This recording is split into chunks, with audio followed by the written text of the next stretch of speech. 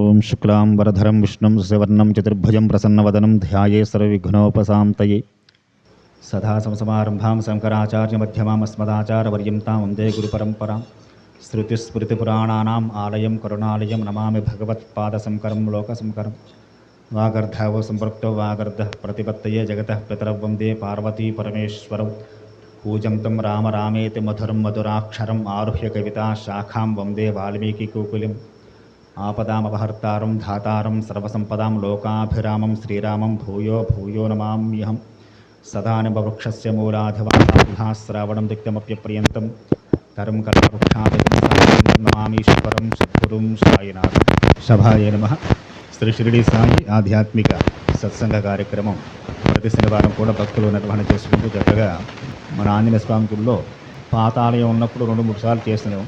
నూతన నిర్మాణం తర్వాత శ్రీమద్ రామాయణంతో చక్కగా మళ్ళీ స్వామిక సన్నిధానంలో ఈవేళ మళ్ళీ స్వామికి అనుగ్రహం చేత అధిక జ్యేష్ఠ మాసం చివరి రోజుల్లో ఉన్నాం.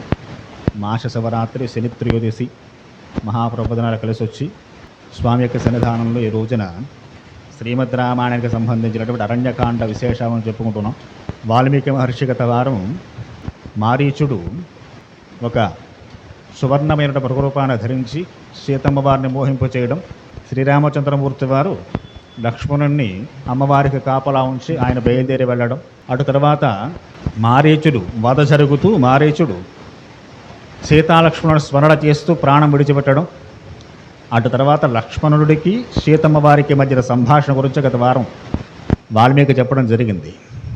అటు తర్వాత విషయాలు మహర్షి వాల్మీకి ప్రారంభం చేస్తూ చక్కగా తతస్థు సీతామభివాద్య లక్ష్మణ కృతాంజలి కించిదపి ప్రణమ్యచ అన్వీక్షమాణో బహుత్సా మైథిలీం జగామ రామస్య సమీపాత్మవాన్. స్వామి చాలా భయపడుతున్నారు. లక్ష్మణుడు చెప్పారు అమ్మవారితోటి, నా మనసు ఎందుకో కీడును శంకిస్తోంది తల్లి, తిరిగి వచ్చి మళ్ళీ మా అన్నావదులను మీ ఇద్దరిని కలిపి చూస్తానో లేదో అని చాలా ఖేదం పొందుతూ స్వామి బయలుదేరుతూ వెనక్కి తిరిగి అమ్మవారిని మరీ పునః మళ్ళీ వెనక్కి తిరిగి చూసుకుంటూ సీతమ్మవారిని ప్రయాణమై వెళుతున్నారట. సీతమ్మవారు గత వారం మనం మాట్లాడుకున్నాం, చాలా కఠినమైన మాటలు మాట్లాడింది ఆ తల్లి లక్ష్మణుడి విషయంలో. కానీ అలాగా వెనక్కి తిరిగి మళ్ళీ చూసుకుంటూ సీతమ్మవారిని చాలా దుఃఖపడుతూ సీతమ్మ వారికి ప్రదక్షిణం చేసి ముందుకు బయలుదేరారు స్వామి.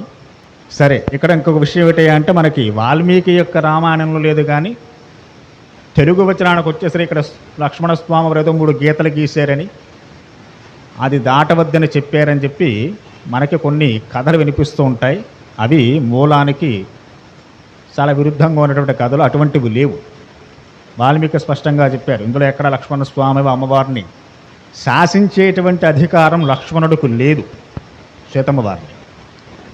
ఎందువల్ల అంటే లక్ష్మణుడు వయస్సులో బాగా చిన్నవాడు, ఆమె వదిన గారు కనుక ఆవిడ్ని ఇదే నువ్వు ఇక్కడి నుంచి దాటి రాకు అని చెప్పే స్థితి తనకు లేదని స్వామి చేసి ఉండకపోవచ్చు. అయితే కవులకి ఒక కల్పన చేయడంలో వారికి ఒక స్వేచ్ఛ ఉంది. ఏమిటయ్యా అంటే ఉన్నదాన్ని కాస్త పెంచి అందులో మంచిని కాస్త జనాలకి అర్థమయ్యే విధంగా చెప్పే ప్రయత్నం కవులు చేయొచ్చు. కనుక మనకు తెలుగులో వచ్చేసరికి అటువంటి కొన్ని కథలు మనకు కనిపిస్తూ ఉంటాయి. మూలంలో మాత్రం స్వామి అటువంటి పనులు ఏమీ చేయలేదు. లక్ష్మణస్వామి వారు చాలా దుఃఖపూరిత హృదయంతో అమ్మవారిని వెనక్కి తిరిగి చూస్తూ ముందుకు వెళ్ళిపోయారు. తయాయ పరుషయుక్తస్థ కుపితో రాఘవనామ స విక్షాం భృసం రామం ప్రతస్థే నచితావరం. సీతమ్మవారు పలికిన పరుషమైనటువంటి వచనాలు, తాను జీవితంలో ఎవరి నోట వంట ఏ మాటలు వినకూడదో అటువంటి మాటలు విని చాలా ఖేదం పొందిన లక్ష్మణుడు అలా వెళ్ళగానే గత వారం మనం చెప్పుకున్నాం, రావణాసురుడు మారీచుడిని రథంలో కూర్చోబెట్టి తీసుకువచ్చాడని చెప్పి ఆ రథం గురించి కూడా మాట్లాడుకున్నాం. యజమాని ఏ విధంగా మనస్సులో సంకల్పం చేస్తే ఆ విధంగా అది మారిపోతుంది. మరి ఎంతసేపు సీతమ్మవారు లేడిని చూసేంతవరకు, రామచంద్రమూర్తి వారు పరిగెట్టేంతవరకు, సీతాలక్ష్మణులు మాట్లాడుకునేంతవరకు ఈయన ఎక్కడ ఉన్నాడు అక్కడే ఉన్నాడు కానీ అదృశ్యంగా ఉన్నాడు. మనస్సులో తలుచుకుంటే అదృశ్యమైపోతుంది రథం. అంటే ఏమిటి? రాముడు అందరినీ చూస్తూ ఉంటాడు, ఆయన ఎవరికి కనపడ్డనమాట. ఇటువంటి లక్ష్యం వినడానికి విచిత్రంగా ఉంటే ఏమనుడు ఊరు అలా ఉంటాయా అంటే, ఈనాటికి మనకి కొన్ని శ్రీశైలం నల్లమల ఫారెస్ట్లో కొన్ని వేర్లు ఉంటాయి. ప్రత్యేక తిథులు, ప్రత్యేక వారాల్లో, ప్రత్యేక సమయాల్లో ఆ వేర్లను సేకరించి అది పట్టుకుని ఉంటే మనిషి కనపడ్డట. మనం అందరినీ చూస్తాం, మనకు ఎవరో కనపడరు. అయితే అవి సేకరించడం చాలా కష్టం. శ్రీశైలం ఫారెస్ట్ చాలా గొప్పది. అంత విశాలమైనటువంటి అడవి ప్రాంతం. అక్కడున్నన్ని ఔషధి గుణాల వృక్షములు ఎక్కడా లేవు.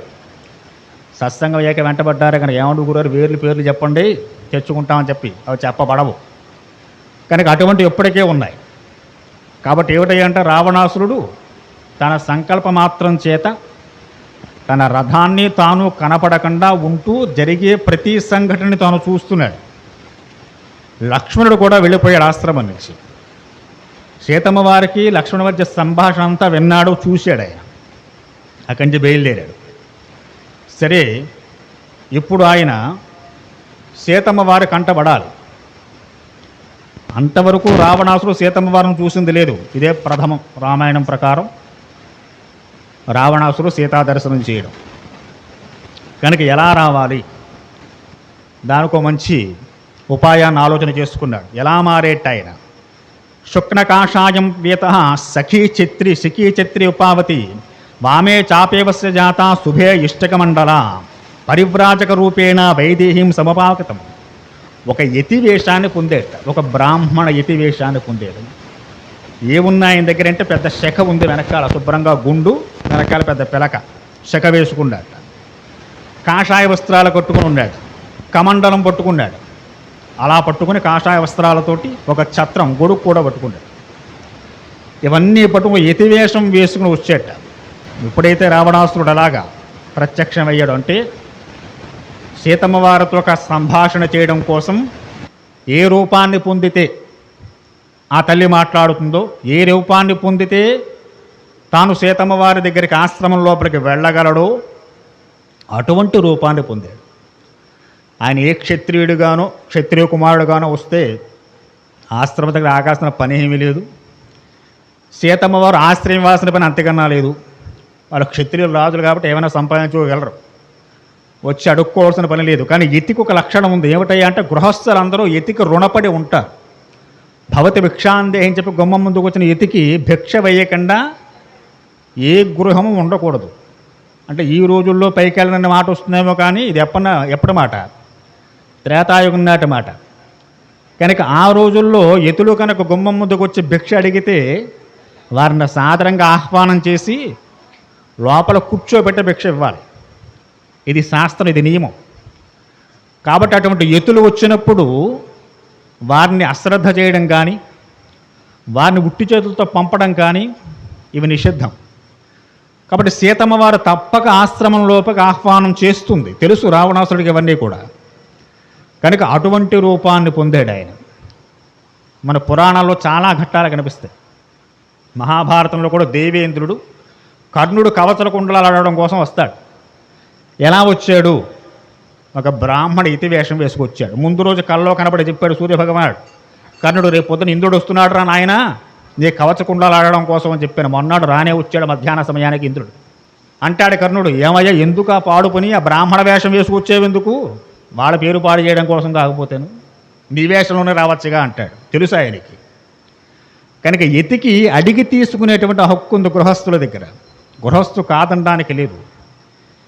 ఈ ధర్మం బాగా తెలిసినవాడు, ఎన్నో ధర్మాలు తెలుసు కానీ పాటించడం ఎందుకు ఉపయోగం ఏమిటి? వాడే రావణాసురుడు. అన్నీ తెలుసండి. గుళ్ళోకి వచ్చి ఎలా ఉండాలో తెలుసు, ఫోను మాట్లాడకూడదని తెలుసు, ఇతరత్ర కబుర్లు చెప్పుకోవడం తెలుసు, అన్నీ తెలుసు. కానీ ఆ పనులే చేస్తూ ఉంటాం. అంటే మనందరూ రావణాసురులమే. ఇందులో ప్రత్యేకంగా చెప్పుకోవాల్సింది ఏమీ లేదు. తెలిసి ఉపయోగం లేదు, పాటిస్తే కదా ఉపయోగం నీకు. కనుక రావణాసుడికి అన్నీ తెలుసు. అన్నీ తెలిసి ఏమీ పాటించిన వాడు, ధర్మాన్ని తనకనువుగా మార్చుకునేవాడు ఎవడైనా లోకంలో ఉంటే వాడు రావణాసురుడే. అలాంటి వాళ్ళందరూ. కాబట్టి తెలిస్తే ఉపయోగం ఏముంది? దాన్ని ఎలా పాటించాలో పాటించిన వాడు రామచంద్రమూర్తివి. కనుక ధర్మాన్ని తూచా తప్పకుండా పాటించిన వాడు శ్రీరామచంద్రమూర్తి వారైతే ఆ ధర్మాన్ని తనకి అనుగుణంగా మరుచుకుని అలాంటి కబుర్లు చెప్పి దాన్ని నయవంచనతో మోసం చేసేటువంటి క్యారెక్టర్ ఏదైనా ఉందో రావణాసురుడు. కాబట్టి సీతమ్మ వారు తన ముందు ఎటువంటి బెరుకు లేకుండా స్వేచ్ఛగా ఎతి దగ్గర అబద్ధాలు అసత్యం మాట్లాడకూడదు. ఏమని అడిగితే ఉన్నదో ఉన్నట్టు చెప్పాలి. కనుక ఇలా చెప్పడానికి వీలుగా ఉండేటువంటి రూపం ఏదైనా ఉందంటే యతివేషం పొందాడు ఆయన. కాబట్టి అటువంటి కాషాయ వస్త్రాలు, శిఖ, కమండలం, ఛత్రం ఇవన్నీ పట్టుకొని ఒక యతిస్వరూపాన్ని ధరించి వచ్చేట. తముగ్ర పాపకర్మాణం జనస్థానారుహోద్రుమ సమీక్ష వక్రవకంతే నప్రమాతి చామారుత. ఎప్పుడైతే రావణాసురుడు ప్రత్యక్షంగా వచ్చాడో, ఒక యతివేషం వేసుకొచ్చాడో, విచిత్రం చూడండి, ఆ ప్రకృతి అంతా ఒకసారి తన వైభవాన్ని కోల్పోయిందంటారు. గాలి వేసడం తగ్గిపోయిందిట, వృక్షాలన్నీ కదలడం ఆగిపోయిందిట. శీఘ్ర ప్రోతోచితం దృష్ట్యా వీక్షితం రక్తలోచనం. గోదావరి నది తన ప్రవాహాన్ని నెమ్మళించిందిట. అది ఎప్పుడూ ప్రవహించే విధంగా అంత తన వేగాన్ని ప్రవహించకుండా ఆ ప్రవాహాన్ని తగ్గించేసిందిట. అంటే మనం ఏ గుణాలతో ఏ భావాలతో వస్తూ ఉంటామో ప్రకృతి కూడా గమనిస్తుందన్నమాట. దీన్ని బట్టి తెలుస్తోంది. కాబట్టి అలా ప్రకృతి అంతా కూడా ఎప్పుడైతే రావణుడు ఆశ్రమ ప్రాంగణం దగ్గరికి వచ్చి యతివేషాన్ని పొందాడో ఆయన్ని చూస్తూనే ప్రకృతిలో ఇటువంటి భావములు కలిగి రామస్య తంతరం ప్రేప్సహో దశగ్రీవస్తతంతరే ఉపవస్తే చ వైదేహ్యం భిక్షరూపేణ రావణ. భిక్షాపాత్ర పట్టుకున్నాడు, ఆశ్రమం ముందుకు వచ్చి నిలబడ్డాడు, చూస్తున్నాడు. నుంచుంది అమ్మవారు ఆశ్రమ ప్రాంగణంలో. అభవ్యో భవ్యరూపేణ భర్తరమను సూచితం అభయ్యవర్త వైదేహిం చిత్రామవచనేచ్చర. ముందుకు అడుగులు వేసుకుంటూ వెళుతున్నాడు చూసేట అమ్మవారిని.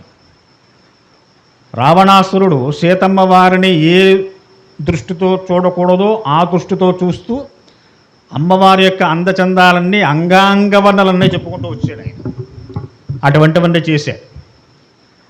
సరే, అమ్మవారి యొక్క ముఖం దగ్గర నుంచి ఆపాదమస్తకం, ఆమె చక్కని విశాల నేత్రాలు, పాలభాగము, చెక్కిళ్ళు, కంఠం, ఇంకన్నీ ఇవన్నీ చూసుకుంటూ అందానికి మోహితుడవుతూ అడుగులు ముందు వేసుకుంటూ వచ్చేట. వచ్చినటువంటి ఇతిని అమ్మవారు చూడలేదు ఆవిడ. తతస్సువేషం మృగయాగతం పతిం ప్రతివీక్షమాణ సహ లక్ష్మణం తదా వివీక్షమాణ హరితం దదర్శతాత్ మహద్వనం నైతు రామలక్ష్మణవు. ఆ వచ్చినటువంటి యతి ఆశ్రమం బయట నుంచుని గట్టిగా పిలిచాడు, భవతి భిక్షాం దేహి. ఏమైనా భిక్ష ఉంటే పెట్టవమ్మా అని చెప్పి అరిచేట బయట నుంచి. చూసింది అమ్మవారు. ఈ కమండలాలు, కాషాయ వస్త్రాలు, చక్కని శిఖ, నెత్తిమే ఛత్రం, సాధు పొంగవుల్లా ఉన్నటువంటి రావణాసురుని చూసింది. అంటూ నా తల్లి ఆహ్వానం చేసింది. అప్పటిదాకా కాస్త పరాకుగా ఉంది. శ్రీరాముడు, లక్ష్మణస్వామి వారు కూడా బయటికి వెళ్ళిపోయారు. తన పతికి ఏవైందో ఉన్నటువంటి చింత లోపల ఉంది. ఆ కారణం చేత అపస్మారకంగా ఉన్న ఆ తల్లి ఎప్పుడైతే ఈయన బయట నుంచి ఆవిడ్ని పరిపూర్ణంగా ఆపాతమస్తకం తిలకించి అందానికి ముగ్ధుడై ఈ మాట మాట్లాడి ఒకసారి ఉలిక్కిపడి చూసింది, ఆహ్వానం చేసింది. ఓ బ్రాహ్మణోత్తమా రండి. వచ్చిన ఇతిని వెళ్ళమని చెప్పకూడదు, ముందే చెప్పుకున్నాంగా మనం. దయచేయండి ఆశ్రమంలోకి అని తీసుకొచ్చి చక్కగా ఉచితమైన ఆసనం వేసి స్వామివారిని కూర్చోబెట్టింది. ఆమె మనస్సునందు పరిపూర్ణమైన భక్తే రావణాసురుడి మీద. వచ్చింది రావణుని తెలియదుగా. ఒక యతి వచ్చారు, బ్రాహ్మణోత్తముడు. వచ్చిన బ్రాహ్మణుని పైకి వెళ్ళమని చెప్పకూడదు, అరణ్యంలో వచ్చారు ఆయన మరీను. పైగా అక్కడేమో 10 ఇళ్ళు లేవు, 10 చోట్ల భిక్షాటన చేసుకు వెళ్తాడనుకోవడానికి. ఆశ్రమం వీరిది ఒకటే ఉంది, గృహస్థులు వీరే. అక్కడ ఇంకా ఋషాశ్రమాలు ఉన్నాయి. వారు తపస్సులు చేసుకుంటూ స్వాధ్యాయనం చేసుకుంటూ గడుపుతున్నారు. భార్యాభర్తలుగా వచ్చి ఆశ్రమ నిర్మాణం చేసుకునేవారు వీరే. కానీ గృహస్థు కాబట్టి వీరు ఆ వచ్చిన యతిని ఆదరించాలి కనుక లోపలికి ఆహ్వానం చేసి ఆ తెల్లి కూర్చోబెట్టింది. బ్రాహ్మణాచ్యుతాచైతం అనుక్తో హి సపేతమాం ఇది ధ్యాత్వా ముహూర్తంతో సీతా వచనమబ్రవీత్. ఈ వచ్చినవాడు సామాన్యుడు కాదు, బ్రాహ్మణుడు, యతి. పైగా ఇప్పుడు నాకు అతిథి, ఎందుకంటే అనుకోకుండా వచ్చాడు, అరణ్యంలో తారసపడ్డాడు కాబట్టి ఈయన పట్ల కించిత్ మాత్రం ఏమాత్రం అజాగ్రత్తగా ఉన్నా అని శపిస్తాడని భయం ఆవిడకి, సీతమ్మ వారికి. ఇతరుల పట్ల అపరాధ భావం చేయకూడదు కాబట్టి ఇవన్నీ ఆలోచన చేసి చెబుతోంది అమ్మవారు, బ్రాహ్మణోత్తమా నీకు శుభం కలుగ్గాక, రండి కూర్చోండి. మంచి తీర్థం ఇచ్చింది, తీసుకున్నారు. అడిగేట చూడ్డానికి చక్కటి పట్టు పీతాంబరాలు ధరించి సర్వాలంకృతురాలవై ఇంత అండచందాలతో వెలుగొందిపోతున్నావు, నువ్వు మానవ స్త్రీవా దేవతా స్త్రీవా? విశేషంగా రాక్షసులు సంచరించే దంధకారణ్యంలోకి ఎందుకు వచ్చావు? అసలు నువ్వెవరు? ప్రశ్నించేట రావణాసురుడు. అమ్మవారు చెబుతోంది, దుహుతా జనకస్యాహం మైథిలిశ్చ మహాత్మనః సీతానాంనాస్తి భద్రంతే రామభార్యా ద్విజోత్తమ. అమ్మవారు ఏమీ దాచుకోకుండా ముందు మనం చెప్పుకున్న ఎతులు వచ్చి అడిగినప్పుడు వారికి ఉన్న యథార్థం చెప్పాలి. అమ్మవారి యొక్క అందచందాల పొగిడాడు, ఆ పెద్దగా పట్టించుకోరు. ఇతులకి వేరే భావాలు ఎందుకు ఉంటాయి కనుక ఏదో పెద్దవాడు ఏదో నాకు గొప్పదనం లక్ష్మీలా ఉన్నామని చెప్పి పొగుడుతున్నాడు అని చెప్పి అనుకుంది ఆ తల్లి కనుక దాని గురించి ఏమి శంకించలేదు ఆవిడ. ఇప్పుడు ఆయన అడిగాడు, ఇంత అందంగా ఉన్నావు, పైగా వనవాసిగా వచ్చిన వారు ఇన్ని ఆభరణాలు వేసుకోరే, ఏదో నారచర్లు కట్టుకుని ఉంటారు, కానీ సర్వాలంకృతురాలవే ఉన్నావు, ఎన్నో ఆభరణాలు వేసుకున్నావు. అమ్మవారు అలాగే ఉంది వనవాసంలో. ఆవిడేమీ మామూలు నారచర్లు కట్టుకుని ఏడుస్తూ లేదు ఆవిడ. వనవాస దీక్ష రామలక్ష్మణులకి, ఆవిడకేం లేదు. కాబట్టి ఇన్ని ఆభరణాలు దిగేసుకుని చక్కగా పట్టు పీతాంబరాలు ధరించి సౌందర్యంతో వెలిగిపోతున్నావమ్మా, నువ్వు ఎందుకు వచ్చావు ఈ అరణ్యానికి? ఇది దండకారణ్యం, ఇది రాక్షసులు ఎక్కువ తిరిగే ప్రదేశాలు ఇవన్నీ కూడా. ఏ కారణం చేత వచ్చావు అని చెప్పి అడిగితే ఆ తల్లి మొత్తం వృత్తాంతం అంతా చెప్పు, మొత్తం రామాయణం చెప్పి ఇంతవరకు జరిగిన కథ అంతా చెప్పుకుంటూ వచ్చింది. అయ్యా, నేను మిథిలాధిపతి జగన్ మహారాజు కూతురిని, దశరథ మహారాజు జ్యేష్ఠపుత్రుడు శ్రీరామచంద్రపుత్రుని వివాహం జరిపించారు. చక్క వివాహం అయిన తర్వాత చాలా కాలం పాటు అయోధ్యలో సుఖంగా ఉన్నాం. మా పిన్నత్తగా చిన్నత్తగారు కోరుకున్నది మా మామగారిని, ఆయనకి మా మామగారు ఎప్పుడో వరమిచ్చారట, నువ్వు అడిగింది ఇస్తానని చెప్పి. అవి దృష్టిలో పెట్టుకుని మా చిన్నత్తగారు కైకేయమ్మ అడిగింది భరతుడికి పట్టాభిషేకం, రామచంద్రమూర్తిలో 14 ఏళ్ళు వనవాసం అని చెప్పని. ఆ విషయం తండ్రి చెప్పలేక బాధపడుతుంటే నా భర్త రామచంద్రమూర్తి వారు వెళ్ళి అడిగితే కైకమ్మ చెప్పింది, మీ నాన్నగారి ఈ విషయాలు మీకు చెప్దామనుకుని నీ పట్టాభిషేక ముహూర్తం నిర్ణయించేసిన తర్వాత నీకు చెప్తే బాగోదని చెప్పి దుఃఖంతో పడిపోయిన ఆయన. ఇది సంగతి అంటే దానికి నా భర్త సమ్మతించారు. ఎందుకు సమ్మతించారు అమ్మవారు చెబుతోంది, దధ్యాన్నపతి గృహ్ణీతం సత్యం భ్రూయన్న చాస్తృతం ఏతద్ బ్రాహ్మణ రామస్య ద్రవం వ్రతనమనుత్తమం. నా పతికి కొన్ని ఉత్తమమైన వ్రతములు ఉన్నాయి. అవి ఏమిటయ్యా అంటే, ఇచ్చిన మాట వెనక్కి తీసుకోకపోవడం, ఎవరికైనా ఏమైనా చేస్తానంటే చేసి తీరుతాడు, అసత్యం పలక్కుండా ఉండడం, ఎప్పుడు సత్యం మీద నిలబడ్డం. ఈ 3 నా భర్తకున్న ఉత్తమమైన 3 వ్రతాలు. ఈ వ్రత కారణం చేత తన తండ్రిని సత్యంలో నిలపడం కోసం నా భర్త వనవాసార్థే వస్తూ ఉంటే ఆయన వెనకాల నేను వచ్చాను.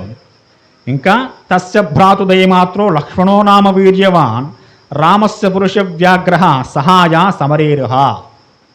నాతో పాటు ఆయన సోదరుడు లక్ష్మణుడు కూడా మహావీరుడు, పురుషుల్లో శ్రేష్ఠుడు, యుద్ధ నిపుణత బాగా కలిగినటువంటి లక్ష్మణుడు కూడా అన్నగారికి రక్షణగా ఆయన సేవ చేసుకుంటూ బయలుదేరి మాతో వచ్చారయ్యా అని చెప్పి సీతమ్మ వారు ఏమీ దాచకుండా ఉన్నది ఉన్నట్టు అంతవరకు జరిగిన విషయాలన్నీ కూర్చోబెట్టి ఆ యతి స్వరూపంలో ఉన్న రావణుడు చెప్పిందిట.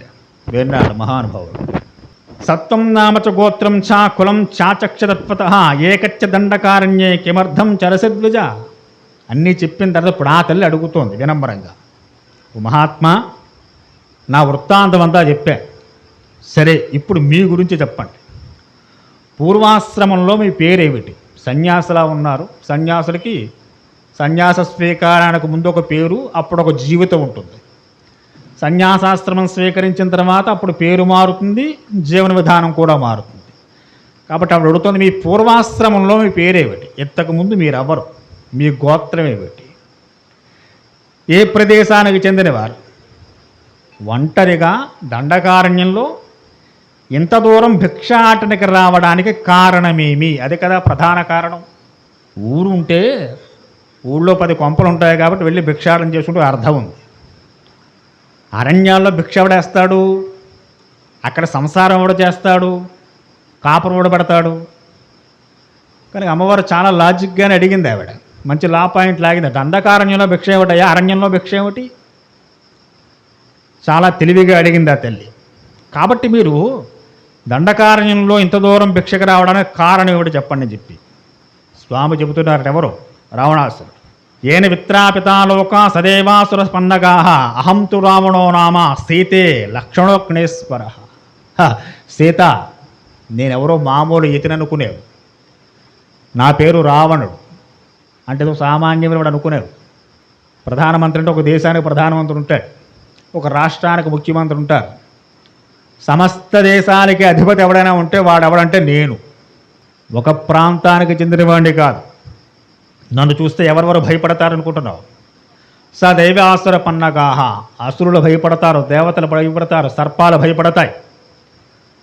ఇలా సమస్త లోకవాసులకి ఎవరి పేరు చెబితే భయం కలుగుతుందో, ఎవరు పేరు చెబితే ప్రకృతి అంతా కూడా భయంతో గట్టిగా వీచే గాలి నెమ్మదిగా వీస్తుందో, ఉధృతంగా ప్రవహించే నదులు నెమ్మలిస్తుంటాయో, సూర్యచంద్రుడు ఎవరి పేరు చెబితే గడగడ వణుకుతారో ఆ రావణుడు నేనే అన్నాడు. మహాగరిం వాక్యంశం మహేంద్ర సదృశంపతిం మహోదతిమివాక్షోభ్యం అహం రామానుసృత. ఇక్కడ దాకా ఎందుకు వచ్చామని చెప్పేది అడిగావు.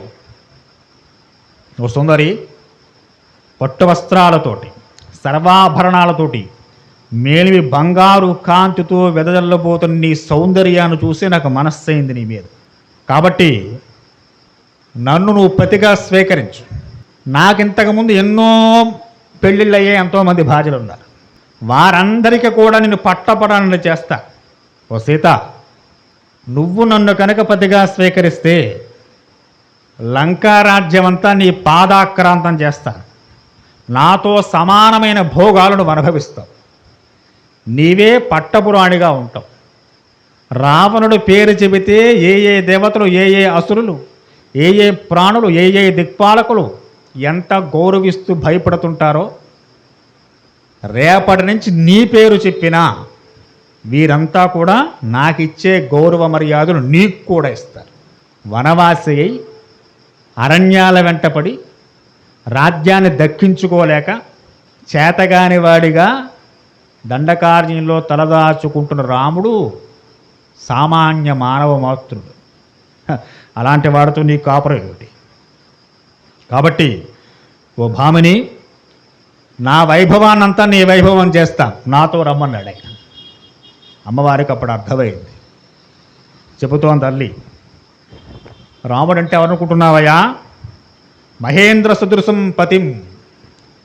మహేంద్రగిరి ఎంత ధీరత్వంతో నిలబడి ఉంటుందో అలాంటి నా రాముడు మేరు నగధీరుడు. ఆయనెక్కడా, నువ్వెక్కడా? పరాక్రమంలో మహేంద్రుడు, దేవేంద్రుని మించినవాడు. దయలో సముద్రుడు, సముద్రుడు లోతు మనం తెలుసుకోలేము. ఆయన దయ కలిగిందా సముద్రమంత లోతు ఆయన మనస్సు. అలాగే మహాభీకరమైన సముద్రంలా గంభీరుడు, సర్వశుభలక్షణ సంపన్నుడు, సర్వలక్షణ సంపన్నం న్యగ్రోధ పరిధం మండలం. అంత గొప్ప లక్షణాలు ఉన్నటువంటి వాడు పూర్వం భూమి మీద లేడు, ఇక ముందు ఉంటాడేమో చెప్పలేం. అంత గొప్పవాడు రాముడు. సత్యవాక్య పరిపాలకుడు, ఎట్టి పరిస్థితుల్లోనూ అసత్యమనేటువంటి మాట ఎరుగునివాడు. ఎవడు? నా భర్త శ్రీరాముడు. పురుషోత్తముడు, సింహ పరాక్రమం కలిగినటువంటి వాడు. త్వం పునర్జంభుక సింసీం మాచసికృత సుదుర్లభాం నాహం కశ్చాత్వయా సృష్టం అతిథస్య ప్రవాసపం. నన్ను చేపట్టడం మాటలనుకుంటున్నావా? నేను గొప్ప ఆడసింహం లాంటిదాన్ని, ఎవడికి చిక్కేదాన్ని కాను. నువ్వు ఒక నక్క లాంటి వాడివి.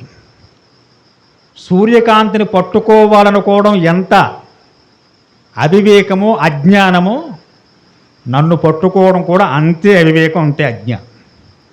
నీకేదో ఆయువు మూడినట్టుగా ఉంది, ఆ కారణం చేత ఇలాంటి ప్రలాపనలు పేలుతున్నావు. అసజ్య శిలాం కంఠే సముద్రం తత్వమిచ్చసి సూర్యచంద్ర మనసాక్షజో పాణభ్యాం హత్తుమచ్చసి. నా చెయ్యి పట్టుకోవడం కోసం ఇంత దూరం నువ్వు వచ్చావంటే నాకు ఎలా కనిపిస్తుందో తెలుసా? ఒక పెద్ద బండరాయి కాళ్ళ కట్టేసి సముద్రంలో దూకినవాడు మళ్ళీ పైకి తేలుతాడా? నిన్ను చూస్తే నాకు అలా అనిపిస్తోంది. నువ్వు కోరి కోరి ప్రమాదంలో దూకుతున్నావు రావణ. అగ్నిం ప్రజ్వలతాం దృష్టాం వస్త్రేణ హర్తమిచ్చసి కళ్యాణ వృత్తాం రామస్యో యోభార్యం హర్తమిచ్చసి. అవివేకి అయి అజ్ఞాని అయి బడభాగ్ని తన ఉత్తరీయంలో కట్టుకోవాలనుకునేవాడు ఎంత అవివేకో. ఎవడైనా అగ్ని ఉత్తరీయంలో కట్టుకుంటాడా? ఒళ్ళంతా కాలుస్తుంది అది. నువ్వు ఆ పని చేస్తున్నావు. అవివేకివై మహా అగ్నిజ్వాలల్ని నీ ఉత్తరీయంలో బంధించాలని చూస్తున్నావు రావణ. అది నీకు మృత్యువును తెచ్చిపెడుతుంది తప్ప అగ్నిని నీవు రక్షణ చేయదు. కాబట్టి నీ ఆలోచన విరమించుకో చెప్తోంది ఆ తల్లి. తస్మిన్ సహస్రస ప్రభావే రామే స్థితే సార్క్మపాణవు ఉతాపితేహం న జరాం గమిష్యే సజ్రం యథా మక్షిమాం సురక్షితాం. విష్ణు పరాక్రముడు శ్రీరాముడు అంటే ఎవరనుకుంటున్నావు? దేవతల్లో విష్ణువు గురించి వినే ఉంటావు నువ్వు. రాముడు ధనుర్బాణాలు పట్టుకుని ఉంటే శ్రీ మహావిష్ణువు సారంగ ధనస్సు పట్టుకుని ఎలా నుంచుంటే ఎలా ఉంటాడు, రాముడు ధనస్సు పట్టుకుని ఎలా ఉంటాడు నాయన. ఆయన ముందు నిలబడ్డానికి కానీ ఆయనతో పోల్చుకోవడానికి కానీ నువ్వు ఎందులోనూ సరితోకో. గంభీరంగా మాట్లాడుతుంది కానీ తల్లి. తాం వేపమానాస లక్ష్యం సీతాం స రావణో మృత్యుమస ప్రభావ కులం బలం నామచ కర్మచస్వం సమాచక్షే భయాకార్ధవం. లోపల చాలా భయపడుతోంది ఆవిడ. పైకి చాలా గంభీరంగా మాట్లాడుతోంది, రావణ్ణి ఎదురిస్తోంది, ఎన్నో మాటలు మాట్లాడింది. కానీ లోపల వణికిపోతోంది నా తల్లి. చాలా భయక్రాంతరాలు అవుతోంది. ఏవం భ్రువం చాం సీతాయాం సరబ్ధం పురుషం వచ లలాటే భృకుటీం కృత్వా రావణ ప్రత్యువాచ. ఎప్పుడైతే అమ్మవారు ఇటువంటి మాటలు మాట్లాడో నేను భృకుటి ముడిపడింది. ఒకసారి కళ్ళు రెండు దగ్గర చేసి ఆ నుదురంతా ముడుచుకున్నట్టు కొంచెం ఆగ్రహంగా చూస్తున్నట్ట రావణాసురుడు. భ్రాత వైశ్రవణస్యాహం పాతస్నో వరివర్ణిని రావణో నామ భద్రం తే దశగ్రేవ ప్రతాపవాన్. సీత ఏమనుకుంటున్నావు నా గురించి? కుబేరుడి పేరు వినే ఉంటావుగా. నా సవతి తల్లి కొడుకు ఇప్పుడు ఎక్కడున్నాడు? హిమాలయాలకు పోయేవాడు. వాడి దగ్గర ఉండేది ఒక అద్భుతమైనటువంటి రథం. చాలా విచిత్రమైంది, భూమి మీద నిలబడది. అంత గొప్ప రథాన్ని పొందాడు ఈశ్వరానుగ్రహంతో. నేను పాలిస్తున్న లంక కూడా వాడిదే. బలపరాక్రమాల్లో కుబేరుడు సామాన్యుడేం కాదు. వాణ్ణి ఓడించి ఆ లంకా నగరాన్ని, ఆ చిత్రరథాన్ని నేను స్వాధీనం చేసుకున్నా. కాబట్టి ఏన శ్రవణో రాజా ద్వైమాత్ర కారణాంతరే ద్వంద్వామాసద క్రోధాత్ రణే మిశ్రమర్జిత. నేను కళ్ళెర్ర చేసినప్పుడైతే దేవేంద్రుడు కూడా తన వైభవానంతా నా పాదాక్రాంతం చేసి తిరిగి వెళ్ళిపోవాలి తప్ప నా ముందు నుంచి యుద్ధం చేసే ధైర్యం కూడా దేవేంద్రుడికి లేదు. సీత, ఇక రాముడు మానవ మాత్రుడు, అతడేం చేస్తాడు? ఓ మైథిలి, కళ్ళు బాగా పెద్దవ చేసి కొరకరా చూస్తూ సీతమ్మ వారు చెప్పిన మాటల్ని చాలా ఖేదం పొంది మళ్ళీ చెబుతున్నాడు ఆయన. మమసారే సముద్రస్య లంకానామ పురీ శుభ సంపూర్ణ రాక్షసార్ఘ్యం యథేశాశ్చ మరావతి. దేవేంద్రుడి యొక్క రాజ్యం అమరావతి ఉంది. సమస్త భోగాలకు నిలయమది. అమరావతికి ధీటైన భోగాలు లంకలో ఉన్నాయి. నీకు దేవతలకు కూడా లభించు అలాంటి భోగాలు. అన్ని భోగాలు నా లంకలో ఉన్నాయి. సముద్రం ఛాయలలో సర్వశోభాయమానంగా అపూర్వమైన వైభవంతో వెలుగుతుంది లంక. అది సామాన్యమైంది అనుకుంటున్నావేమో. ఒక్కసారిగా నువ్వు లంకకు వచ్చావనుకో, ఇక సామాన్య జీవనం మీద విరక్తి పొందేస్తావు. ఈ వనవాసాలు ఏమిటి, అయోధ్య, ఇలాంటి అయోధ్యలు ఎన్నున్నా పనికిరావు. నీ అయోధ్యలో ఉన్న సంపదే గొప్ప సంపద నువ్వు అనుకుంటున్నావు.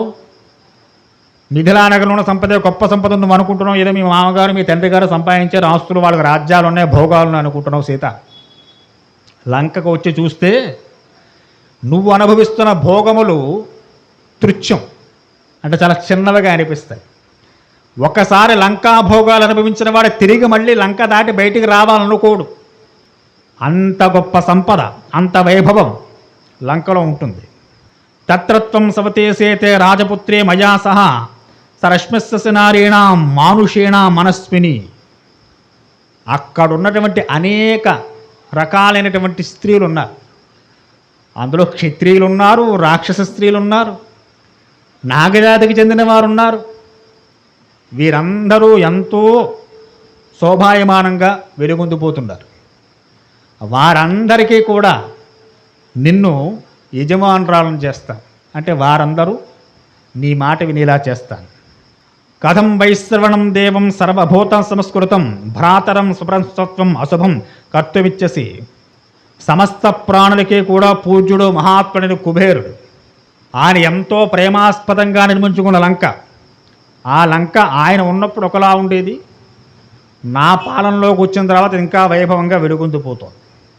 విందా తల్లి చెబుతోందట. ఎంతటి దుర్మార్గుడవో ఈ మాటలు బట్టి తెలుస్తోంది. కుబేరుడు సామాన్యుడా, చాలా గొప్పవాడిని కొట్టి సాధించాయని చెప్తూ ఉంటాడు. అలా అంటాడు, ఒరే ఒక మహాత్ముడిని దూషించి ఒక మహాత్ముడిని నిందించి వాడిని ఓడించి నువ్వేదో సాధించి అనుకుంటున్నావరా పిచ్చివాడా? అంత మహాత్ముడిని అలా అన్నావంటే నువ్వు ఎంత వెధవో అర్థమవుతుందని చెప్పి అమ్మవారు చెబుతావు. కుబేరుని జయించానంటున్నావు, కుబేరుడు లంక లాక్కున్నానంటున్నావు. కుబేరుడు అపరశివభక్తుడు, పరమధార్మికుడు. అటువంటి ధర్మాత్ముని యుద్ధం చేసి జయించి వాడి లంక బలవంతంగా లాక్కున్నావంటే నువ్వెంత దుర్మార్గుడవో తెలుస్తూ. ఇది కదా ఆలోచన అంటే ఇలా చెయ్యాలి. అబ్బో అంత గొప్పవాడిని ఓడించేవా అంటే ఇంక అందులో సీతమ్మవారి గొప్పతనం ఏముంది అందులోను. మనకి ఇప్పుడు యూట్యూబ్ ఛానల్స్ మీడియాలో ఎక్కువైన తర్వాత ఎప్పుడు ఎవరో ఒకరు తిరుగుతూ ఉండడం అది గొప్ప అనుకుంటున్నాం. అంతటి మహాత్మును తోలనాడుతున్నావంటే నువ్వెంత నీచుడువో దాని ద్వారా బయటపడుతుంది. ఇది మహాత్ములకు అర్థమవుతుంది, మనలాంటి వాళ్ళకి అర్థం కదా. బాగా తిట్టారండి ఆయన్ని, మంచి ఛానల్ పెట్టుకుని రేటింగ్ బాగా వస్తుంది అనుకుంటూ ఉంటాం పిచ్చివేళలాగా. అంటే మనం కూడా దుర్మార్గులవే అందులో. కాబట్టి సీతమ్మ వారు మాట్లాడుతుంది, కథం వైశ్రవణం దేవం సర్వభూత సంస్కృతం. సమస్త దేవతలు నమస్కారం చేసే స్థాయిలో ఉన్న కుబేరుణ్ణి ఓడించి వాడి లంక తీసుకున్నావంటే నువ్వు ఎంత దుర్మార్గుడువో నీ మాటను బట్టి అర్థమవుతుంది నాయన. అంత దురాత్ముడువు నువ్వు. కాబట్టి అపరోత్సే భార్యాం సఖ్యమింద్రస్య జీవితం సచరామస్య భార్యామాం అనియస్త జీవితం. ఎవరైనా సరే, ఇంద్రుడు భార్య అయిన శచీదేవినైనా సరే నువ్వు అపహరించుకు వెళ్ళొచ్చేమో, ఒకవేళ నీ వశం చేసుకోవడం ప్రయత్నం చేయొచ్చేమో. కానీ సీత జోలుకు వస్తే వెనకాల రాముడు యొక్క శరములు వస్తాయి. దేవేంద్రుడు ఏమని చూసి భయపడచ్చేమో రావణ. రాముడు అలా భయపడేటువంటి వాడు కాదు. ఆయన శరములు అగ్నిశరాలే వస్తాయి. ఓ రాక్షసాధమా అని పిలుస్తుంది. నువ్వు రాక్షసుడు కూడా కాదు, రాక్షసముల్లో అధముడువు నువ్వు. ఇంతకుముందు చేసిన మారీచుడు కరదోషణాలైనా కొంచెం బెటర్ ఏమో నీ మీద. నువ్వు అంతకన్నా అధముడు. ఎందుకంటే అగ్నిని కొంగున కొట్టుకు వెళదామని చూస్తున్న ప్రయత్నం చేస్తున్నంతవరకు ఎవరు ఏ రాక్షసుడు చేయలేదే పని. అది నువ్వు చేయడానికి ముందుకు వచ్చావంటే ఆ రాక్షసుల కన్నా అధముడు అనిపిస్తున్నావు. సీతాయవతనం శ్రుత్వా దశగ్రీవ ప్రతాపవానం హస్తే హస్తం మహాత్వం చకార మమదస్మృతం. విన్నాడు పలుకుడు రావణాసురుడు. చాలా ఆగ్రహం కలిగింది ఆయన. ఒక్కసారి దశగ్రీవ తన 10 తలలు చూపించాడు. ఒక్కసారి తన విశ్వరూపాన్ని చూపిస్తున్నాడు. సమైథిలీం పూర్వస్త్రం భాషసేత్రోభసం నన్మనోత్తయస్తుతో మమే మమ వీర్యమాక్రమం. నా యొక్క శక్తి అంతటితో తెలియక మాట్లాడుతున్నావు సీత అని చెప్పి తన 10 తలలు 20 చేతులు. దశగ్రీవుడు కదండి మహానుభావుడు. తలకు 2 చేతులు చెప్పిన 20 చేతులు వచ్చాయి, 10 తలలు వచ్చాయి. అటువంటి మహావికృతాకారంతో పెద్ద స్వరూపాన్ని పొంది అమ్మవారి ముందు నిలబడ్డట రావణాసురుడు. చూసిందా తల్లి? సర్జ సౌమ్యం పరిత్యక్త్య భిక్షురూపం చ రావణ స్వరూపం కాలరూపం భజే వైశ్రమణానుజ. క్రుద్ధుడై, బాగా ఆగ్రహోదగ్ధుడై, నిప్పులు కక్కుతున్న కళ్ళతోటి, 2 కళ్ళు ఎర్రగా ఉంటున్న చూసి చావలేం మనం. 20 కళ్ళు ఉన్నాయి ఇప్పుడు 10 తలలకేను. ఆ 20 కళ్ళు కూడా రక్త చింత నిప్పుల్లో ఉన్నాయట. భయంకరంగా ఎర్రగా మారిపోయి భయాన్ని కురిపిస్తున్న కళ్ళేసుకుని ఉంచున్నాడు అక్కడ. చూస్తున్నాడు ఆయన. సంరక్తమయం శ్రీమాం తప్తకాంచన మండల క్రోధేన మహతా విష్ణు నీలమూజతి సందిభ రథాశ్చ కార్మికీ బాణి భవోవ క్షణవాచర. తన విశేషమైనటువంటి రూపాన్ని పొందేశాడే. ఆ విప్ర రూపాన్ని వదిలేశాడు. ఏ సన్యాసి వేషం, ఏ కాషాయ వస్త్రాలు, ఏ దండక మండలాలు, ఛత్రాలు ఇవన్నీ వేసుకొచ్చాడో అవన్నీ పోయి ఇంత భయంకరమైన స్వరూపాన్ని పొందేట. ఆ రూపాన్ని చూడగానే సూర్యుడంతటి వాడు కూడా తన తేజస్సును తగ్గించేసేట. ఎవరు? సూర్యభగవానుడు. వీడి 20 కళ్ళు వేసి చేసి నా వంక ఎక్కడ చూస్తాడో వీడు అని చెప్పని సూర్యుడి యొక్క తేజస్సు తగ్గిందిట. మాట్లాడుతున్నాడు. ఇత్యుక్త్వా మైథిలిం వాక్యం ప్రియార్హం ప్రియవాదినిం అభిగమ్య దుష్టాత్మ రాక్షస కాంబౌత జగ్రాహ రావణస్యేతాం బుద్ధకే రోహిణీమివ. పలుకుతున్నాడైన దుష్టాత్ముడి రాక్షసుడు కామాతురుడై నుంచిన అమ్మవారి ముందు, ఓ సీత, ఇంతవరకు నువ్వు రాముడు గురించి చెప్పిన విషయాలన్నీ విన్నా. నాకన్నా గొప్పవాడు, నాలా 10 తలలున్నాయా, 20 చేతులున్నాయా, ఎందులో గొప్పవాడు? ఉన్న రాజ్యాన్ని కూడా సత్యం ధర్మం అని చెప్పి భరతుడికి విడిచిపెట్టేసి పారిపోయి అరణ్యాల్లో ఉంటూ కందమూలాలు తింటున్నవాడు నాకన్నా గొప్పవాడు అలా అవుతాడు. తన దాకా వచ్చిన వైభవాన్ని నయానో భయాన్నో అనుభవించేవాడు గొప్పవాడు అవుతాడు తప్ప ఇంకా సత్యం ధర్మం అని కూర్చుంటే ఎలా ఉంటుంది, ఇంకో ఎలా ఉంటుంది, నీ భర్తలా ఉంటుంది అని చెప్పి వచ్చేట ముందుకి. వామేన సీతాం పద్మాక్షే మూర్తికేశు శిఖరేణ సహా ఉర్వోసు దక్షిణే చేవా పరిజాగ్రషపాణిన. చాలా భయంకరంగా ముందుకు వస్తుంటే అమ్మవారు పాపం చాలా భయపడిపోయి ముడుచుకుపోతుంటాడు క్రిందకి. ఎడం చేత్తో అమ్మవారి యొక్క కేశపాసములు పట్టుకున్నాడు, కుడి చేత్తో అమ్మవారి యొక్క 2 పాదాలు పట్టుకున్నాడు. వాడు మహాబాహువుగా ఆక్రమించేవాడుగా పెద్దవాడు అయ్యాడు రావణాసురుడు. అలా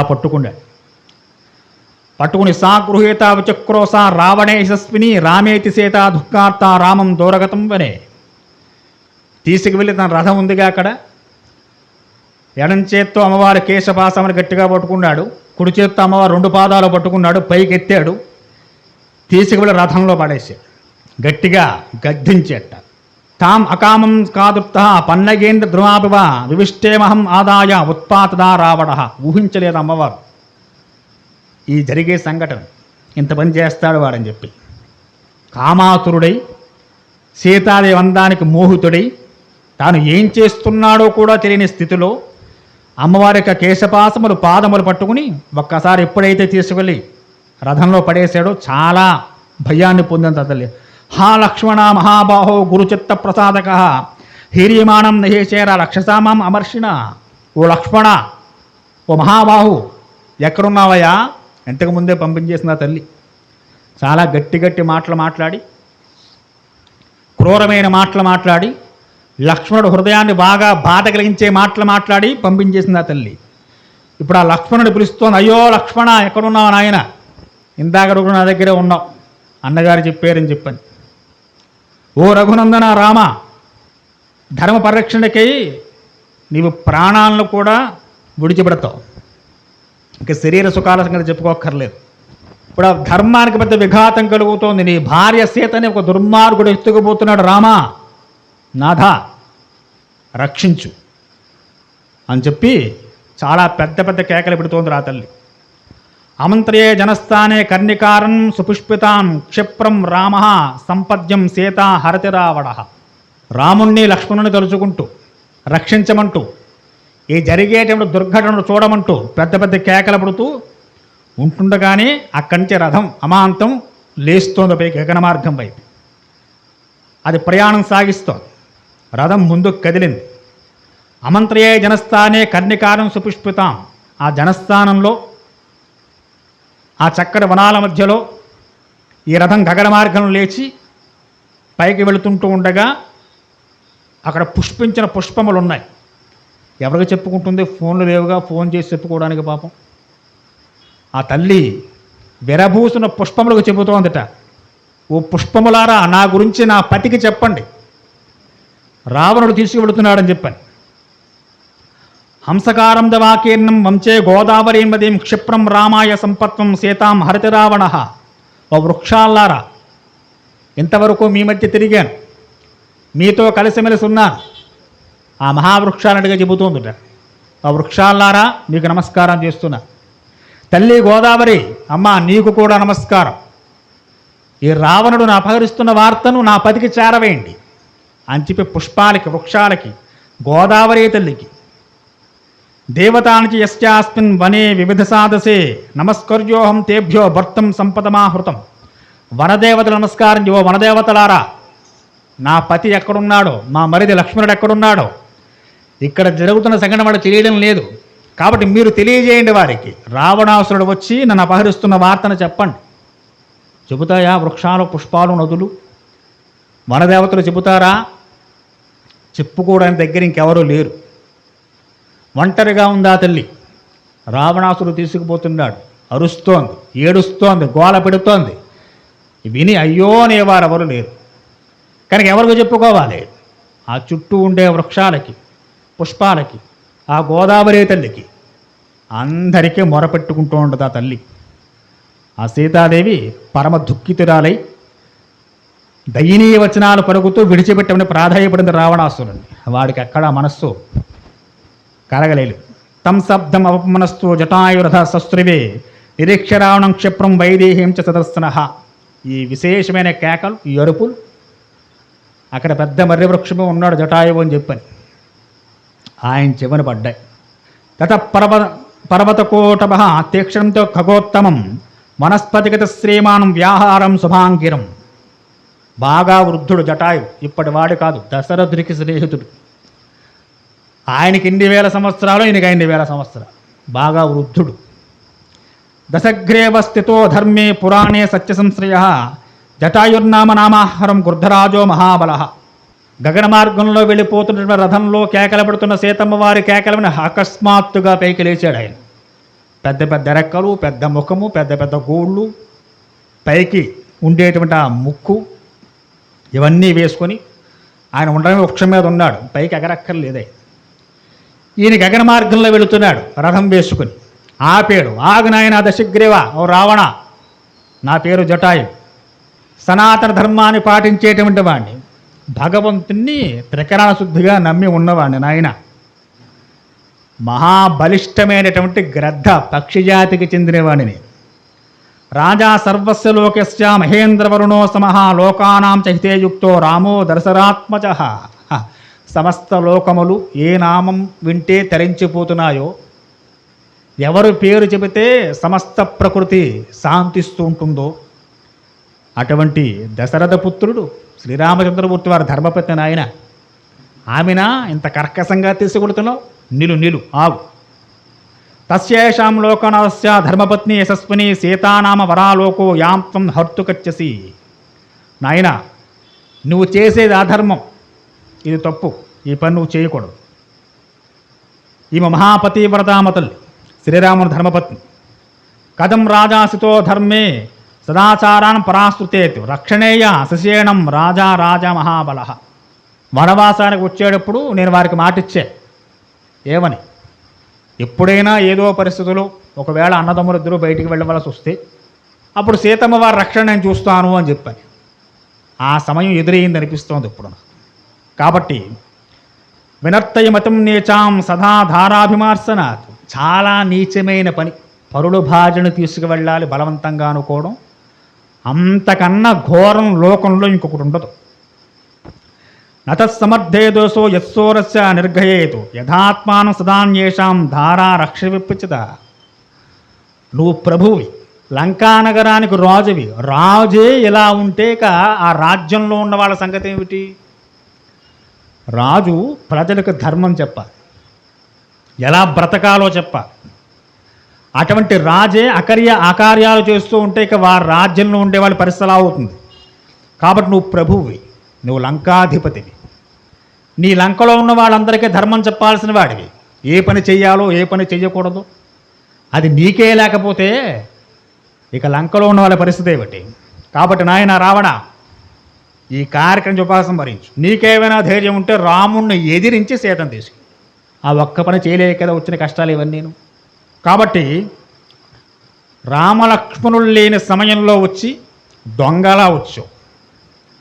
ఇది దొరతనం అనుకుంటున్నావు, పిచ్చివాడా. నువ్వు దొరవ కాదయ్యా, దొంగవే.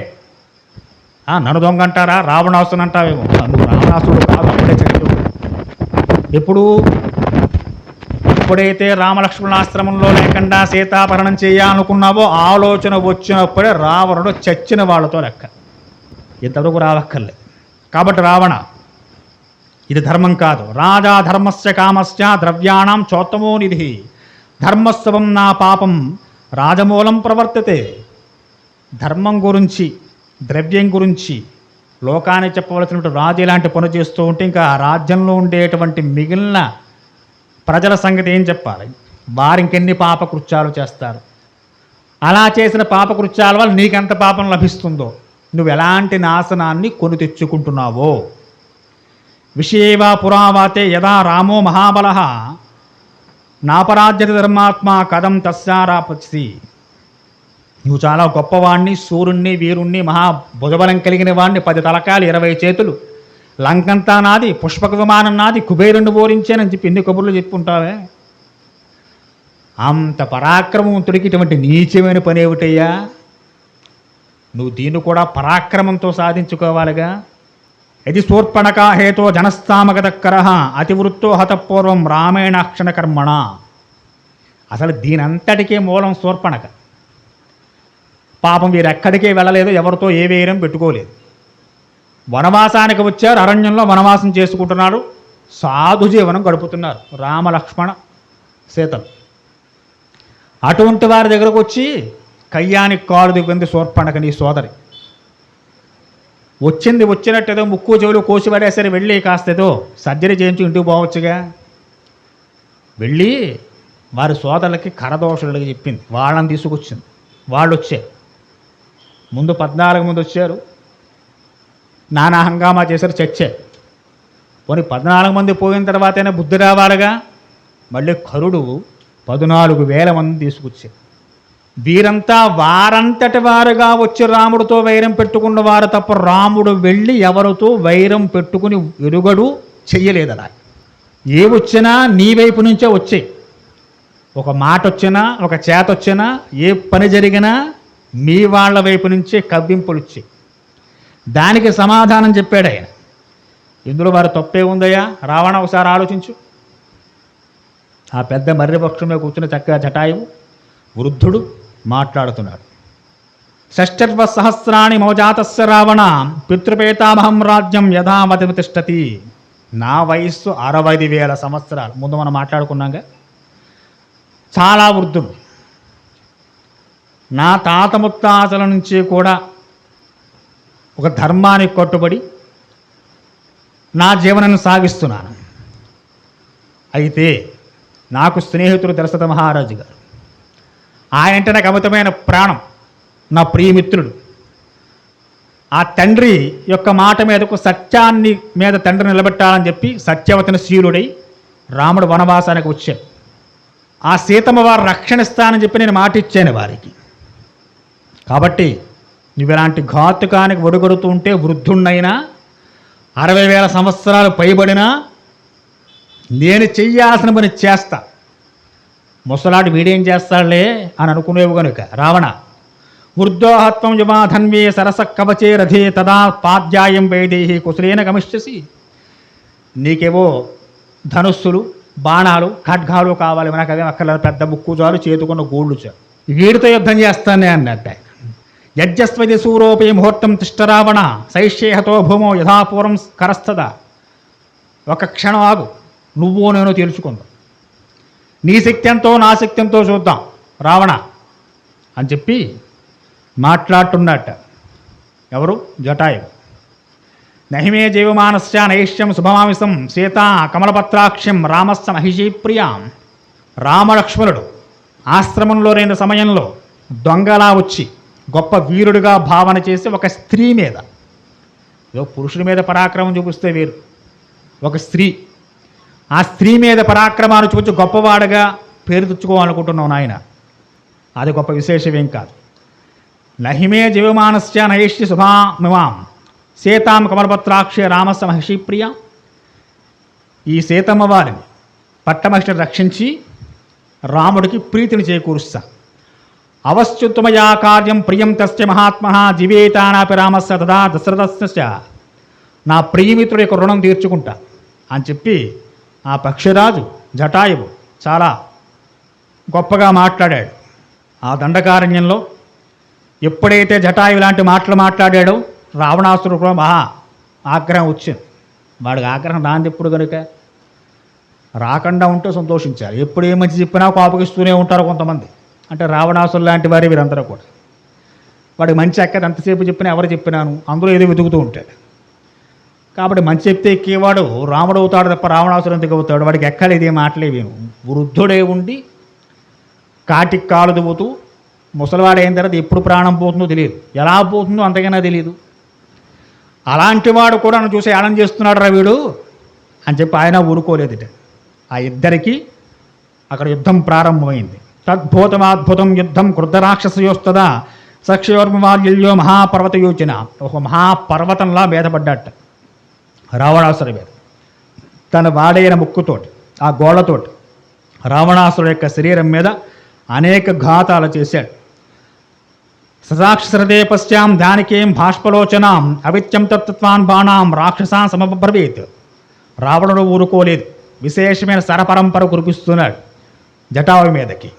వాటినటిని ఎదుర్కొంటున్నాడు ఆయన. తతోశ్చ ససరం చాపం ముక్తామణి విభూషితం చరణాభ్య మహాతేజ భజంబ భగతేశ్వర. రావణాసునుచ్చే ప్రతి అస్త్రాన్ని కూడా తప్పించుకుంటూ తన సాయశక్తుల సీతమ్మ వారిని తను ఏ విధంగా రక్షించగలడో ఆ ప్రయత్నాలన్నీ చేస్తూ వృద్ధుడని చెప్పి ఊరుకోకుండా తాను చేయాల్సిన పని అంతా చేస్తున్నాడు. తచ్చాగ్ని సదృశం దీప్తం రావణస్య సరంవరం పక్షాభ్యంస మహావీర్యో వ్యాధోనాత్ పదగేశ్వర. అగ్నిసరాల్లాంటి బాణాలు విడిచిపెట్టాడు. ఆ బాణాలను కూడా నిహతం చేశాడు. కాంచనోచ్ఛాదం దివ్యాన్ పిశాచ వదనాంకరాన్ తాంసాశ్చజనంశ్చాంసాన్ జగావ సమరే బలి. రాక్షస ముఖాలు కలిగి ప్రేతముఖాలు వేసిన గుర్రాలు అవి కూడా దాడి చేసేట జటావి మీద. వాటిని కూడా ఎదిరించాడు. ఆ రథానికి ఉన్నటువంటి ఆ అశ్వాన్ని చంపేయాడు.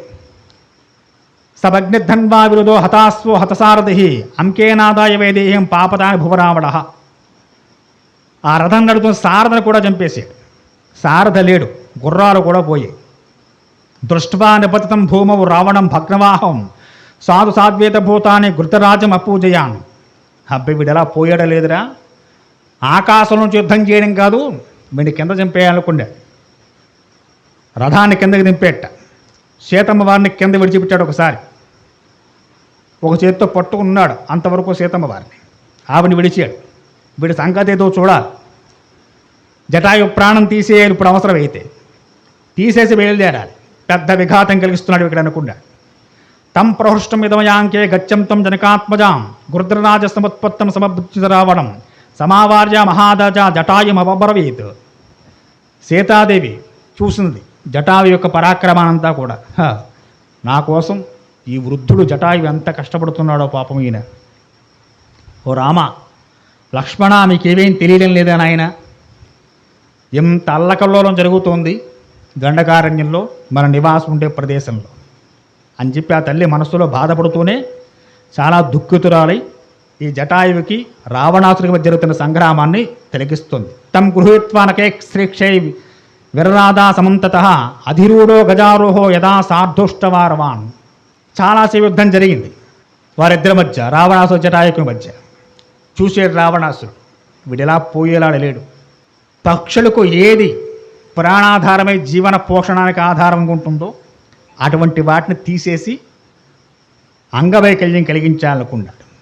విరరాధా నకేర్యేసం తొండం పృష్ఠే సమర్పయం కేశోత్తాత్ పాతనిం మాస నకమక్షేమబ్రవత్. ఆ గోళ్లతోటి ఆ ముక్కుతోటి రెక్కలతోటి ఆయన చేసేటువంటి ఘాతుకాలన్నీ చూసి చాలా విశేషంగా ఒక పెద్ద ఖడ్గాన్ని తీసుకున్నట్ట. తీసుకుని జటాయుకు 2 రెక్కలు నరికేశాడు. తస్య వ్యాయిచ్యమానస్య రామశ్చాద్దేశ రావణ పక్షపార్శోచపాదం చ ఖడ్గం ఉద్రసు సోచితం. ఆ విశేషమైన ఖడ్గం వెళ్ళి జటాయుకు 2 యొక్క పార్శ్వాలైన రెక్కల్ని తెంపేసింది. పాపం ఆయన ఎగరలేడిక, అసలే వృద్ధుడు. సచిన్న పక్ష సహస రక్షస రౌద్రకర్మణ నిపాతాహతో గృద్రో ధారణ్యం అల్పజీవిత. పాపకేమీ చెయ్యలేక రెక్కలుంటేగా పైకి యుద్ధం చేసేది. రెక్కలుంటే కొంచెం కోచోటు పరిగెట్టగలడే. ఎప్పుడైతే రెక్కలు దిగిపోయాయో రక్తశక్తి వేయింది ఒళ్ళంతా. ఆ మహాకాయం జటాయువు అమాంతంగా నేల మీద పడ్డాడు. సీతమ్మ వారు పరిగెత్తుకుని వెళ్ళిందట. తమల్పజీవతం క్రుద్ధం స్ఫురతం రాక్షసాధిప దర్శయా భూమోపతితం సమీపే రాఘవాశ్రమాత్. శ్రీరాముని ధర్మపత్ని సీతమ్మవారు భూమి మీద రక్తశక్తమై పడి ఉంటే కొన ప్రాణంతో ఉన్నటువంటి జటాయువుని పరిధికి వెళ్ళింది. ఆయన ఒకసారి తన ఒళ్ళోకి తీసుకుంది. ఏడుస్తోంది ఆ తల్లి. నిమిత్తం లక్ష్మణ జ్ఞానం శకుని సర్వదర్శనం అవశ్యం సుఖ దుఃఖేషు నరాణం ప్రతిదిస్తుతే ఆ తల్లి రోధిస్తూ రామలక్ష్మణుని అడుగుతుందట. మనం చాలాసార్లు రామాయణంలో కొన్ని శకుని ప్రకటనలు వచ్చాయి. అయితే వాయువు చల్లగా వీస్తున్నా, పక్షులు జంతువులు అరుస్తున్నా కొన్ని శుభాలు కొన్ని అశుభాలు జరుగుతూ ఉంటాయని చెప్పని ఆ తల్లి ఈ జటాయువుని ఒళ్ళో పెట్టుకు ఏడుస్తూ రామలక్ష్మణుని స్మరణ చేస్తూ అడుగుతోంది ఆ తల్లి. రామ లక్ష్మణ మీకేం తెలియడం లేదా? ఇక్కడ ఇంత జరుగుతుంటే అరణ్య ప్రాంతం ఉండే పక్షులు జంతువులు పరిగెట్టుకుపోతున్నాయి, కీంకారావాలు చేస్తున్నాయి. ఇవన్నీ శుభ అశుభ శకునాలు సూచిస్తూ ఉంటాయి. ఆనాడు 14,000 రాక్షసులు మేమే యుద్ధానికి వస్తున్నప్పుడు ఇలాంటి శకునాలే వచ్చాయి. జంతువులు ఓంట పెట్టడం, నక్కలు పగలే అరుస్తూ ఉండడం, గాలి దుమారాలు లేవడం, ఇవన్నీ చూసి ఏదో అపశకునాలు వస్తున్నాయి, ఇవి మనకు జయమే అని చెప్పి గ్రహించినట్టు ఓ రామచంద్ర, ఇప్పుడు జరుగుతున్న తంతంతా నీకేమీ ఎక్కడో అరణ్యంలో చాలా దూరంగా ఉండొచ్చు. ఇక్కడంత ఘోరం జరుగుతూ ఉంటే, అంత యుద్ధం జరుగుతూ ఉంటే, అక్కడ పక్షులు జంతువులు పారిపోతుంటే అవి మీకు ఎక్కడ ఏ దూరానికి మీకు కనబడడం లేదా రామ ఓ లక్ష్మణ? వాటి వల్ల మీరేం గుర్తించలేకపోతున్నారా? ఇది శుభమో అశుభం ఇలా జరగబోతోంది మీకు గుర్తించలేకపోతున్నారా? ఒకవేళ గుర్తించినా రాలేకపోతున్నారా? రావడానికి విఘాతం కలుగుతుందా రామా అని చెప్పి శోకిస్తోంది తల్లి. కురోస్యంతిం రామ రామేతి రామేణ రహితాంవనే జీవితాంతాస్త కేశేషు జఘ్రాంత వనవద్భవ. ఆ తల్లి రామా రామా రక్షించు రక్షించు లక్ష్మణ ఎక్కడున్నావు నాయనా అని చెప్పి కేకలు పెడుతూనే ఉంది ఆ తల్లి. చెట్టుని పుట్టగా చెప్పుకుంటోంది, నాయనా రావణులా తీసుకుపోయని చెప్పండి నా పతిలా వస్తే అని చెప్పి. నవాతి మారుస శస్త్రా నిష్ప్రభ భూర్జవాకర. మళ్ళీ రావణాసురుడు సీతమ్మ వారిని మళ్ళీ ఆ జుట్టే పట్టుకున్నాడు. తీసుకువెళ్ళి మళ్ళీ రథంలో కూర్చోబెట్టి ఆ తల్లి పాపం జుట్టు అలా పట్టుకుని ఉంటే ఏం చేస్తుంది, ఎప్పుడుతూ ఉంటుంది. ఓ చేత్తో జుట్టుని పట్టుకుని ఓ చేత్తో వస్త్రాన్ని సరి చేసుకుంటూ తడబడుతున్న అడుగులతో వాడు లాక్కుపోతుంటే ఏడుస్తూ రథంలోకి వెళుతుంది. మళ్ళీ కూర్చోబెట్టాడు. తస్తభరణ సర్వాంగే పీతకోసేయవాశ్రీం రారాజ రాజపుత్రేతం విదత్వం దమయదధ. అమ్మవారి యొక్క శరీరం ఉండే ఆభరణ ఒక్కొక్కటి ఒక్కో చోట రాలిపడిపోతున్నాయి. ఎలా ఉంటాయి గింజుకుంటుంటే? ఆ వస్త్రం బయటకు విశేషంగా ఎగురుతోంది. ఆమె ధరించిన పువ్వులు రేఖలు ఊడిపోయి పడిపోతున్నాయట భూమి మీద. ఉత్తమాంగత్వస్య పుష్పవృష్టిం సమంతత సీతాయా క్రియమాణాయ పపాత ధరణీతలే. అమ్మవారు ధరించినటువంటి చక్కని ఎర్రటి మందార పుష్పముల రేఖలన్నీ పైకెగిరి కొన్ని భూమి మీద పడ్డాయి, కొన్ని రావణాసుల మీద పడ్డాయి. అమ్మవారు ధరించినటువంటి పైట ఎగురుతున్నది. అమ్మవారు ధరించి ఆభరణాలను కొన్ని రాలి కింద పడుతూ ఉన్నాయి. చరణాంనోపరం భ్రష్టం నైదేశ్వో రత్నభూషితం విదున్యం దళం సంకాసం పపాత మొదర స్మనం.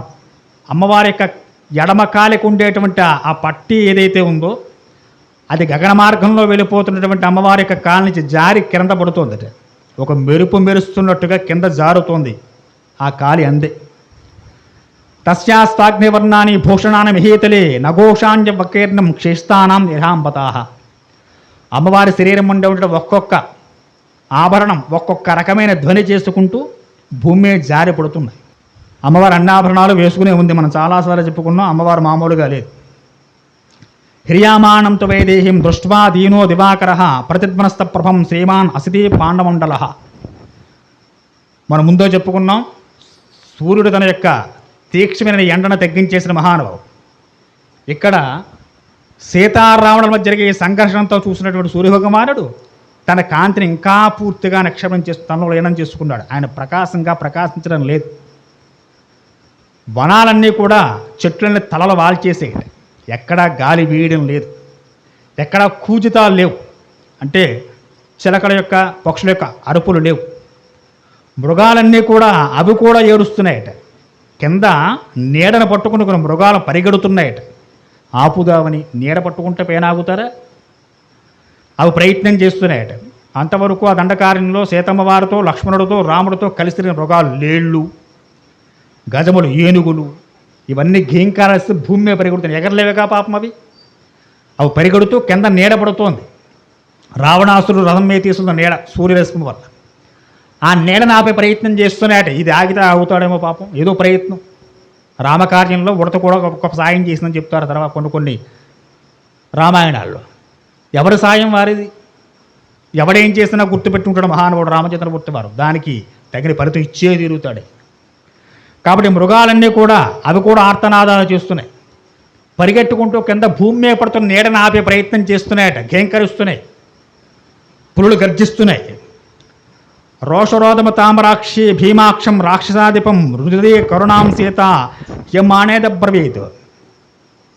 అమ్మవారు చాలా విచారవదనంతో చాలా రోధిస్తోంది అతన్ని. ఆయనతో రావణాసురుతోటి. ఆడ జుట్టు పట్టుకునే ఉన్నాడు. రావణ, ఏమనుకుంటున్నావయ్యా నువ్వు? రామలక్ష్మణుని సమయంలో తీసుకున్న గొప్ప అనుకుంటున్నావా?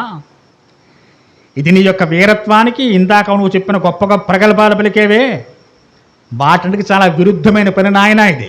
రావణ, విడిచిపెట్టు. నీకు నిజంగా ధైర్యం ఉంటే రాముడితో పోరాడి గెలుచుకో నన్ను. ఆ పని నువ్వు చేయలేవు. రాముడు గొప్ప పరాక్రమగల సింహం, నువ్వు ఒక నక్కవి. నక్కబలి సింహంతో పోరు పెడితే ఏమవుతుంది? నక్కే ఓడిపోతుంది తప్ప సింహం ఏమి ఓడదు. ఆయన పురుష వ్యాఘ్రుడు, నీవు నక్కవి. నాయన, ఇకనైనా విడు. ఈ విషయం ఇంకా నా పతికి తెలియదు గనక నువ్వు ఇంకా బ్రతుకున్నావు. నిజంగా నా పతికి ఈ విషయం తెలుసుంటే అసలు నువ్వు ఆ దండకారిని కూడా దాటవు. ఈ పాటికి చచ్చుందవుడు అని చెప్పి ఎన్నో మాటలు మాట్లాడుతోంది ఆ తల్లి. వాడేం పట్టించుకోవట్లేదు. నదీం వైతరణం ఘోరాం రుధిరవు రఘువానిసం అసిపత్రం చైవ భీమం పశ్చిత రావణ.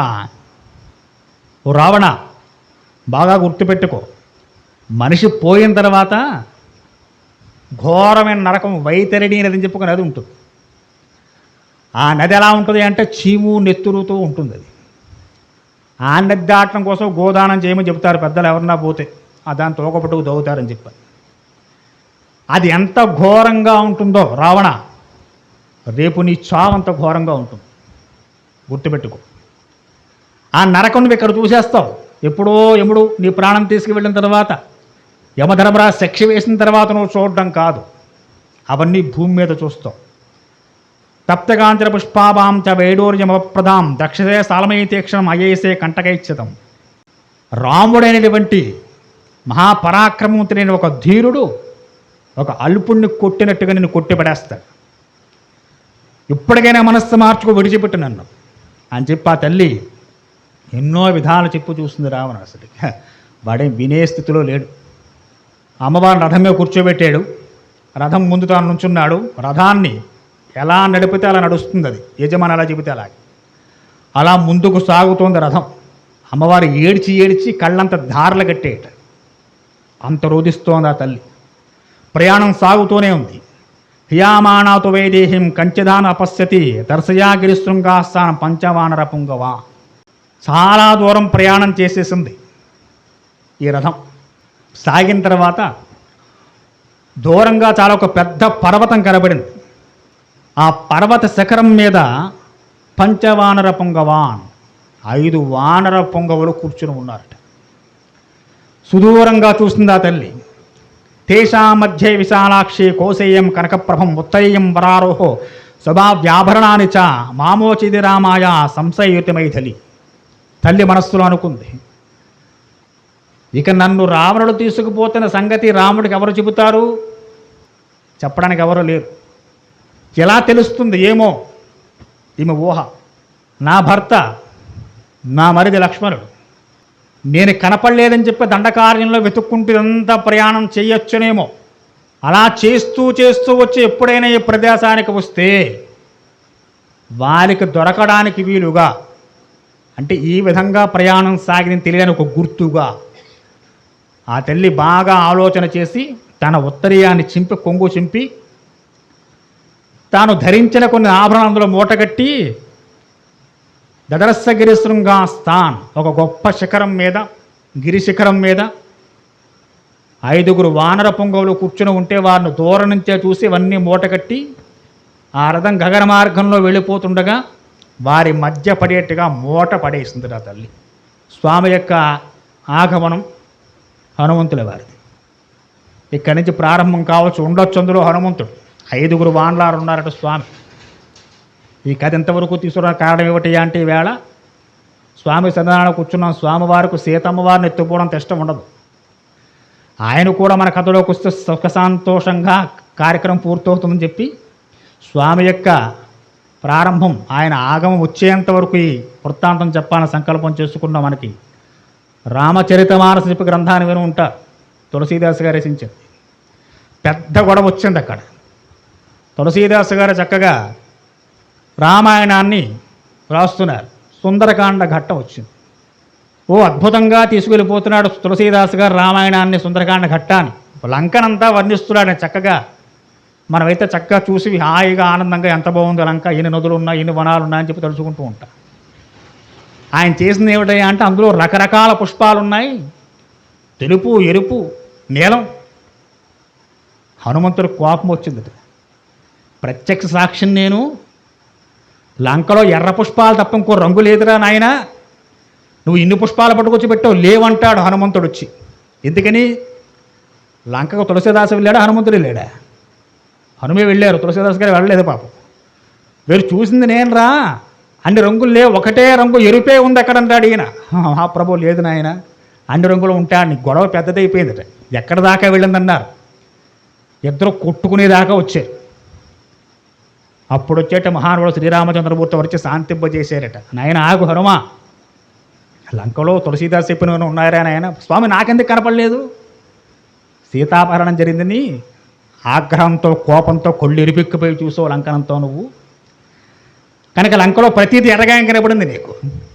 కాబట్టి హనుమా శాంతించవయ్యా అని చెప్పి తులసీదాస్ గారు అంతటి వారు రాస్తున్నట్టు రామాయణంలోనే స్వామి అంతలా వచ్చారంటే ఈవేళ సీతాపహరణ ఘట్టాలు రామాయణంలో కాకుండా హనుమదాలయంలో చెప్పుకుంటున్నాం. ఇది నాకు చాలా భయం వేస్తుంది, ఈవేళ కార్యక్రమాలు జరుగుతుందిరా బాబు అని చెప్పారు.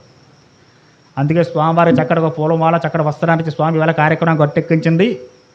ఏ విఘాతం కలిగించకండి స్వామి అని చెప్పి స్వామి యొక్క ఆగమం వచ్చేంతవరకు కార్యక్రమం జరిపించాలని నిర్ణయం చేసుకుని ఆ పంచవానర పొంగవాన్, 5 వానరులు కూర్చుని ఉన్నారు.